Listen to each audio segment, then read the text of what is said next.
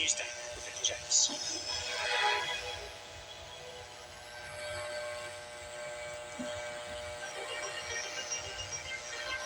The BBC World Service is made possible by American Public Media as the largest station-based public radio organization in the U.S.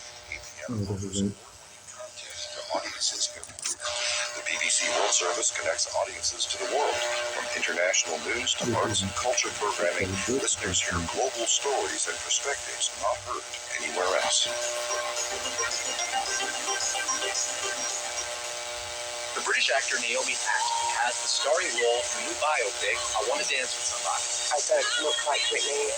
I don't sound like Whitney. I'm not a singer. So there's a lot of things that I kind of had to fill the gaps for. How she reflects the life and the talents of the late Whitney Houston for the screen. Tomorrow on Morning Edition from NPR News. Hear that story plus the morning's news beginning at 2 right here on KQED Public Radio.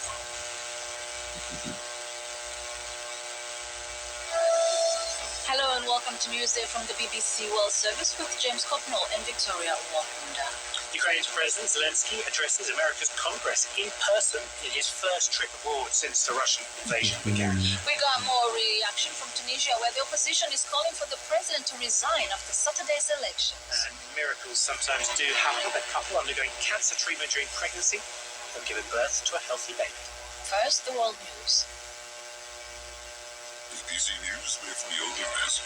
The Ukrainian President Volodymyr Zelensky has told a joint session of the U.S. Congress that continued American support for his country is key to victory over Russian aggression. He said the war in Ukraine was a fight for the freedom of the world and likened it to the battle against Nazi Germany. He also presented Congress with the Ukrainian flag, which he had brought from the frontline city of Bakhmut. Earlier at a joint press conference in the White House, President Biden confirmed that the U.S. would provide nearly $2 billion in additional military aid to Ukraine, which will include the Patriot missile defense system. Israel's Prime Minister-designate Benjamin Netanyahu says he expects to be sworn back into office next week after successfully forming a new government. The coalition is said to be the most right-wing in Israel's history. The founder of the collapsed cryptocurrency exchange FTX has been extradited from the Bahamas to the United States. Sam Bankman-Fried was flown to New York, where he faces fraud charges. The UN Security Council has adopted a resolution calling for Myanmar's military government to end political violence. It also called for the immediate release of all political prisoners. Police in Fiji have said the military will be deployed to maintain security after elections ended in deadlock. The current Prime Minister has not yet conceded defeat. The authorities in Arizona have agreed to remove a barrier made out of shipping containers from the Mexican border. The U.S. government and conservationists brought lawsuits against the state's Republican governor. They argued that the steel containers were causing environmental damage and would not reduce migrant crossings into the U.S. And doctors treating the former Brazilian football star Pelé say he'll have to remain in hospital during the Christmas period because his cancer has advanced. BBC News. Thank you. Welcome to Newsday on the BBC World Service with Vic and James. This half hour, Ukraine and the US, dissent in Tunisia, racism against French footballers following their World Cup final loss. And we'll speak to a star name too, the French actor Omar Sy, and his latest film Tirailleurs, focusing on the lives of African men who fought for France in the First World War. Well, as we've been reporting this morning on Tuesday, President Volodymyr Zelensky of Ukraine is in the United States and has made an invitation. Let's turn it off one last time.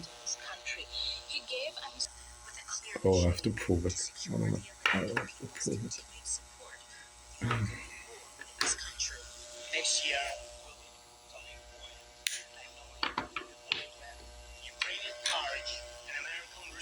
this is the battery. Of course, when I turn this off,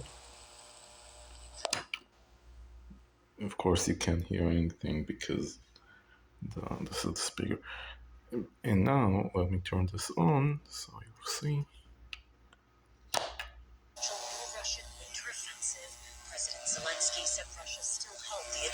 weaponry and made an impassioned appeal for even more tanks and artillery. The decisions of Congress, he said, could save Ukraine. Financial assistance is also critically important, and I would like to thank you very much. Thank you for both financial packages you have already provided us with and the ones you may be willing to decide on. Your money is not charity. It's an investment in the global security and democracy that we handle in the most responsible way. His address comes just as U.S. lawmakers prepare for another era of divided government. In under 2 weeks, Republicans will take control of the House of Representatives, and some have signaled their opposition to what they call blank check funding for Ukraine. Some even skipped his speech. President Zelensky no doubt had them in mind, and the American public, as he shared his gratitude. I thank every American family which cherishes the warmth of its home and wishes the same warmth to other people. I thank President Biden and both parties at the Senate and the House for your invaluable assistance. I thank your cities and your citizens who supported Ukraine this year. Before he left, he gifted Congress a Ukrainian flag from soldiers fighting on the front line.